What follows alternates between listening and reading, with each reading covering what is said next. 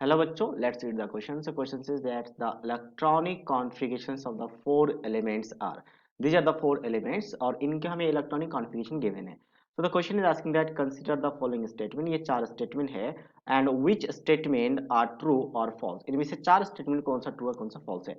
सबसे पहला statement है first shows the variable oxidation state. क्या फर्स्ट का वेरिएबल ऑक्सीडेशन स्टेट पॉसिबल है?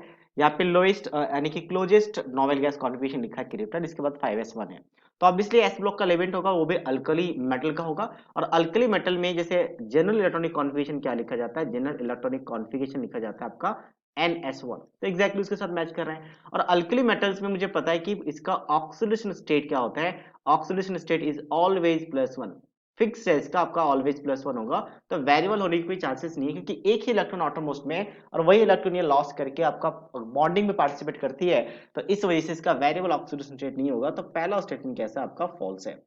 Second statement, second is a D block element, क्या सेकंड आपका डी ब्लॉक एलिमेंट्स है? ध्यान से देखते हैं, नहीं एक्चुअल में ये आपका 5 एफ ब्लॉक एलिमेंट्स है, ये एक्चुअल में क्या है, एफ ब्लॉक एलिमेंट है, ठीक है।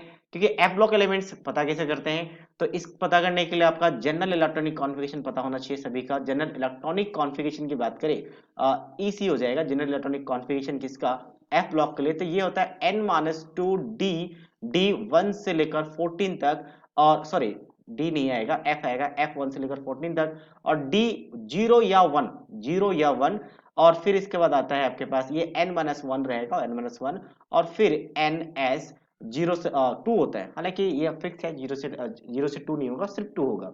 तो यहां से देख सकते हैं आपके पास n-1 में क्या एक इलेक्ट्रॉन या 0 हो सकता है, और n-2 में आपका 1 से लेकर 14, तो 14 इलेक्ट्रॉन्स है, दैट मींस ये एफ ब्लॉक का एलिमेंट्स है। ये भी स्टेटमेंट क्या हो गया आपका फॉल्स हो गया।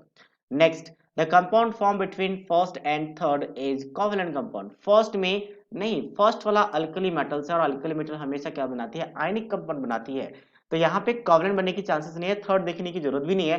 हालांकि थर्ड वाला में अगर 4f5 है तो यहाँ पे लास्ट इलेक्ट्रॉन है, इसका मतलब ये हेलोजेंस के होंगे, यानी कि हेलोजेंस के लिए क्या होता है आपके पास ns2 और np5 होता है, 17 ग्रुप हेलोजन ग्रुप। तो हेलोजन तो कोवेलेंट आयनिक दोनों बनाती है, बट एस ब्लॉक एलिमेंट सिर्फ आयनिक बनाती है, तो इस वजह से ये वाला स्टेटमेंट भी क्या हो जाएगा आपका फॉल्स हो जाएगा। नेक्स्ट क्या है, फोर्थ सो सिंगल ऑक्सीडेशन स्टेट, फोर्थ की बात करते हैं, एक्चुअल में ये डी ब्लॉक एलिमेंट्स है, और ये एलिमेंट की बात करूं तो ये Fe है, ठीक है, Fe है 26, और 26 इलेक्ट्रॉनिक कॉन्फ़िगरेशन यही एग्जैक्टली यही रहेगा।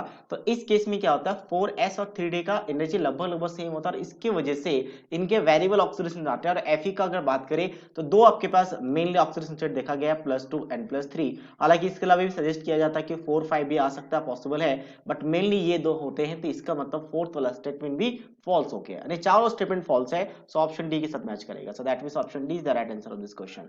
So I hope you understood it well. All the best.